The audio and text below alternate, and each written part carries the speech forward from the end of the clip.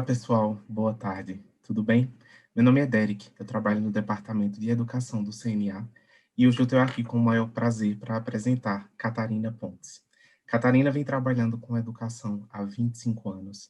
Ela é palestrante internacional, autora e coautora de livros como Getting to Teacher Education, a Handbook, e Learning to Learn with Ourselves and with Our Peers Through Technology.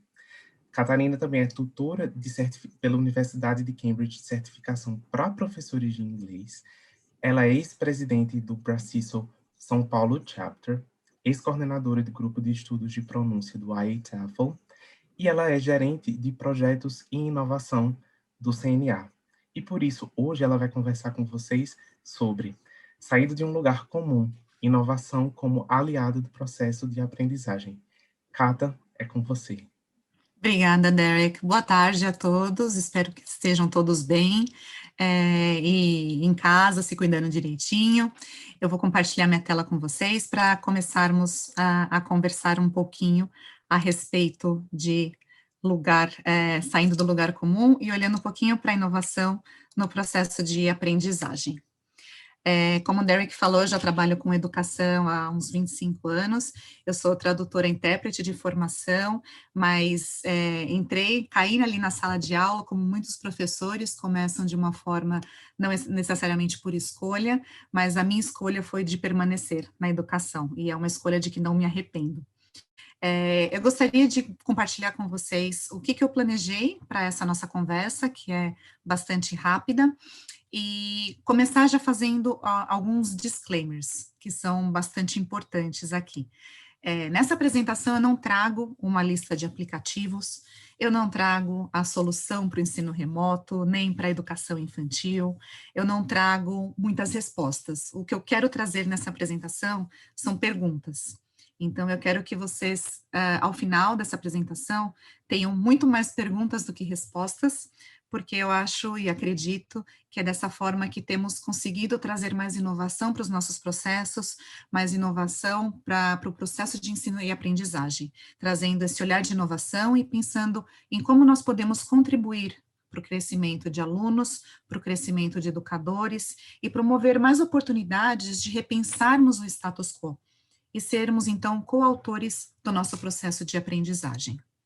Essa apresentação, eu escolhi dividir em 3 blocos principais, e dentro de cada bloco, em mais 3 subblocos. Então, o que eu gostaria de convidá-los a fazer é olhar para 3 modos de pensar, sempre trazendo esse contexto, obviamente, de educação durante o ensino remoto, trazendo o contexto desde março do ano passado até o momento e possivelmente até o final do ano, como podemos trazer esses 3 modos de pensar, 3 insights que foram compartilhados por educadores durante todo esse tempo de ensino remoto, e 3 aprendizados que podemos levar conosco, tá bom? Então, essa é a ideia dessa apresentação, e com isso, tentar trazer um olhar diferente para o futuro da educação, e que esse futuro não seja tão distante, que nós já consigamos implementar essas mudanças no presente, para que os impactos, para que colhamos os frutos positivos num futuro não tanto a longo prazo.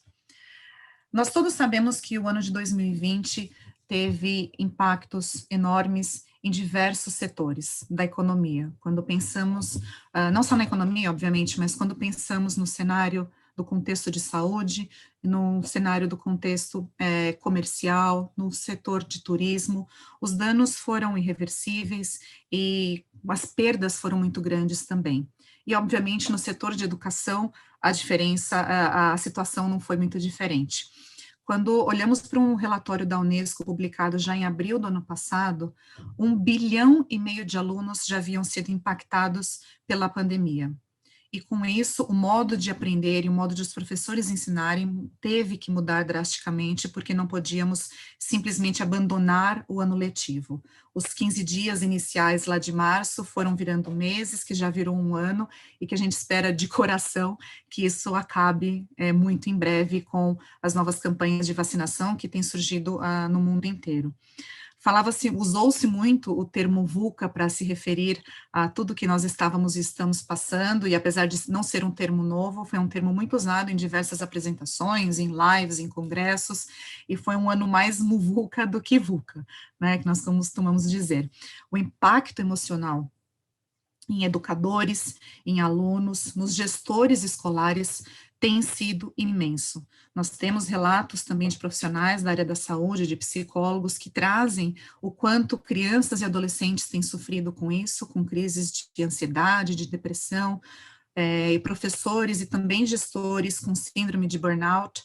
Nós temos relatos também de medicina do trabalho que mostra que a área de educação, né, professores são, se não me engano, a segunda profissão que sofre mais com burnout, e é lógico que um contexto pandêmico só pôde agravar isso. O que podemos tirar de lição de tudo isso, no entanto? Como que podemos olhar para todo esse contexto e pensar em aprendizados, em que a gente pode tirar de positivo disso tudo. Um relato que me deixou bastante feliz de ouvir mais próximo do fim do ano passado foi de como professores sentiam que sua rede de apoio havia se fortalecido, de como eles haviam crescido profissionalmente ao compartilhar ideias, compartilhar iniciativas, e o quanto puderam aprender uns com os outros e conseguir mudar pelo menos um pouquinho o contexto de educação. Queria trazer agora três modos de pensar quando olhamos para todo esse contexto de educação e convidá-los a refletir como que esses modelos têm contribuído para olharmos para inovação no contexto de aprendizagem. E sabemos também que inovação não significa exclusivamente tecnologia de ponta, ou então olhar para uma solução digital. É trazer uma nova roupagem para um processo já estabelecido, para algo que já está em uso, e trazer um novo uso, uma nova forma de se pensar. Eu começo esses três modos de pensar aqui, olhando para a analogia entre um cozinheiro e um chefe. Como uma boa taurina, obviamente gosto muito de comer, e quando pensamos aqui nessa analogia, a ideia é, o cozinheiro precisa, se ele vai preparar um prato, ele precisa da lista de ingredientes, do passo a passo no modo de preparo, saber quanto tempo vai ao forno, fica no liquidificador, na batedeira, para depois seguir com todos os passos até ter o seu prato pronto para servir. Quando olhamos para a figura do chefe, o chefe tem um viés um pouquinho diferente, ele olha para os ingredientes que tem ali disponíveis para ele, o que tem ali, por exemplo, como nessa figura, tudo à sua frente, e daí pensa o que ele pode criar com aquilo que ele tem. Qual que é a analogia que podemos trazer aqui quando pensamos no contexto do ensino remoto de 2020 e até o momento? Qual foi a sua primeira reação como educador quando você soube que você teria que mudar todas as suas aulas presenciais para um modelo remoto? Você aguardou uma solução vir de alguém, ou você foi atrás e buscou a solução e fez acontecer? Não há qualquer julgamento aqui, em qualquer que tenha sido a sua atitude no momento, ou que tenha sido até a mesma, qual tem sido a sua atitude até agora, mas é só um convite à reflexão. Como que nós estamos olhando para esses limões e transformando esses limões, não numa limonada, que é o que o cozinheiro gostaria de fazer, mas talvez num bolo de chocolate, que é o que talvez o chefe faria. Como vamos fazer esse processo de inovação acontecer, sem ficar esperando que a solução venha até nós, mas como vamos ter um papel ativo no processo de inovação?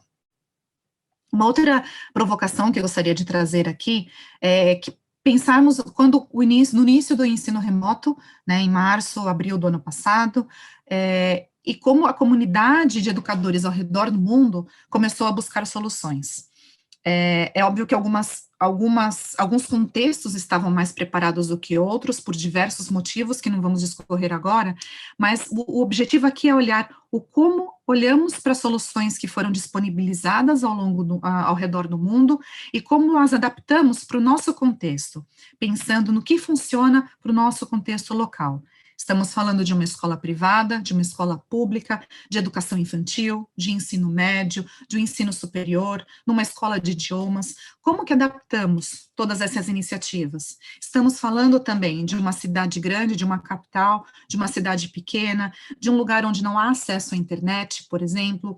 Todos esses fatores estão sendo levados em consideração para que o ensino continue acontecendo. A importância de se buscar conhecimento e alternativas é latente e ela tem que continuar acontecendo para trazermos inovação para o ensino. Há relatos de professores que levaram o ensino até a casa dos alunos, alunos que não conseguiam ter acesso à internet ou que não tinham dispositivo móvel. Em cidades pequenas, os professores foram até a casa dos alunos e ajudaram com que eles tivessem o conteúdo que estava sendo trabalhado na escola, né, nas outras aulas. Então, como que foi buscada essa solução, como que essa solução foi adaptada para um contexto local, olhando para o que estava sendo oferecido ao redor do mundo. E quando falamos de pensamento e de perguntas, é quase que automático associarmos isso a falarmos de pensamento crítico. Eu tenho algumas reservas quando usamos esse termo sem assim, aprofundá-lo da maneira que ele merece, porque muito se esperou de professores que ensinassem seus alunos a pensar de forma crítica, em um contexto muito recente, mas pouco se lembrou de que professores não foram necessariamente ensinados a pensar de forma crítica no seu ensino, na escola, ou até mesmo na faculdade, ou em sua formação mais formal. Então, quando falamos de pensamento crítico, estamos de novo falando aqui de trazer as perguntas, não necessariamente as perguntas certas, mas de questionar a informação que chega até nós, de não acreditar logo de cara na informação que chega e questionar se há um viés melhor de se resolver algum problema ou de solucionar alguma situação. Basta olhar para o que achávamos que sabíamos ou para o que sabíamos no início do ano passado, de 2020, e o quanto sabemos agora em termos de saúde, em termos de ferramentas para a educação, de tecnologia na educação, de formação de docentes, que é a área, né, na qual trabalhamos aqui no Departamento de Educação, uma das áreas que trabalhamos. Então, como que esse conhecimento foi mudando, como fomos pensando mais criticamente para evoluir e para trazer inovação para o processo. Como que podemos falar desculpa, foi para fora aqui, de falar de competências do século XXI, de desenvolvimento de habilidades, e é sempre importante lembrar que quando falamos dessas competências do século XXI, já foi um quinto desse século, e o quanto de fato estamos esperando que esse futuro chegue, quando parece que falando de século XXI, parece que ele vai chegar, mas já foi um quinto desse século, quanto que já conseguimos avançar? Né? Então, mais uma pergunta para ficar reverberando na cabeça. E aí, gostaria de trazer agora 3 insights. Quando olhamos para essas maneiras de pensar, trazidas ao longo desse tempo de ensino remoto, como é que podemos dizer que essas mudanças têm sido constantes? Uma forma importante de olhar para isso foi um ponto trazido por um educador, Tony Wagner, em um TED Talk seu, falando de todo o conhecimento que nós temos, que nós tivemos acesso na escola, por exemplo, quando estávamos no ensino fundamental, no ensino médio, e o quanto isso tem mudado. Então, por exemplo, como a forma era ensinada, quando pensamos em decorar estados e capitais, em decorar a tabela periódica, e como trabalhamos com esse conhecimento hoje, como essa mudança de acesso à educação tem acontecido. Há uma frase célebre do Mozart Ramos que diz que o Brasil ainda tem uma escola do século XIX, professores do século XX, alunos do século XXI. O quanto você concorda com isso? Se você discorda, quanto você tem contribuído para mudar esse cenário e trazer a escola para o século XXI? Né? Quando eu estava, por exemplo, na educação básica, eu lembro que o colégio onde eu estudei trazia muito a formação do aluno como professor detentor do conhecimento e o aluno ali como receptor. Isso já tem mudado bastante, é muito importante dar ao aluno esse papel de mais protagonismo. Então, isso que vem ao encontro do que queremos no processo de inovação na educação. Algo também importante de pontuar, que também é trazido pelo Tony Wagner no TED Talk dele, é o quanto de fato estamos contribuindo para a escola ser um ambiente propício à inovação, o quanto estamos ajudando os alunos a focarem em aprendizados coletivos, em construir conhecimento, ao invés de terem sucessos individuais. Lembro também mais uma memória da escola, algo de que falamos esta semana, que havia um ranqueamento na parede da sala de aula ao final do bimestre, com as melhores notas. O quanto que isso gerava de competição, o quanto que isso trazia de questões negativas com relação à avaliação. O quanto que estamos olhando para o preparo do aluno na escola hoje para atuar no mercado amanhã e trazendo para ele como é que funciona de verdade um ambiente colaborativo no mundo corporativo. Estamos, de fato, contribuindo para isso? O quanto estamos trazendo essa realidade do mundo para a sala de aula? O quanto também estamos contribuindo e deixando nossos alunos errarem? O erro geralmente é olhado como algo ruim, como algo negativo, mas quando pensamos na nossa trilha, olhamos geralmente para esses erros que nos ajudaram a construir nosso caráter, o nosso crescimento pessoal e profissional, ao invés de olhar somente para os sucessos, que o seu sucesso imediato, de primeira, traz um grau de satisfação, sem dúvida, mas o quanto o errar e o tentar acertar novamente contribuiu para a construção de uma pessoa mais resiliente, para uma pessoa que busca conhecimento, para uma pessoa que quer continuar a aprender. Então, esse é mais um insight que eu gostaria de colaborar, de compartilhar com vocês. E mais um aqui seria a importância das conexões. Sempre se disse a importância de criar laços com família, com amigos, e isso ficou ainda mais verdade durante esse quase 1 ano e meio pandêmico. O quanto que a família tem obtido um papel crucial no processo de educação. As famílias têm sido envolvidas, algumas voluntariamente, algumas porque precisam mesmo se envolver nesse processo, e o quanto isso tem sido benéfico para o processo de ensino e aprendizagem. O quanto as famílias têm conseguido olhar mais de perto para o papel da escola, para o papel do professor, que de forma alguma é fácil, de forma alguma é só um momento ali de contato com o aluno. O papel do professor é antes, é durante, é depois, é o preparo da aula, é a correção da lição, é a correção de avaliações.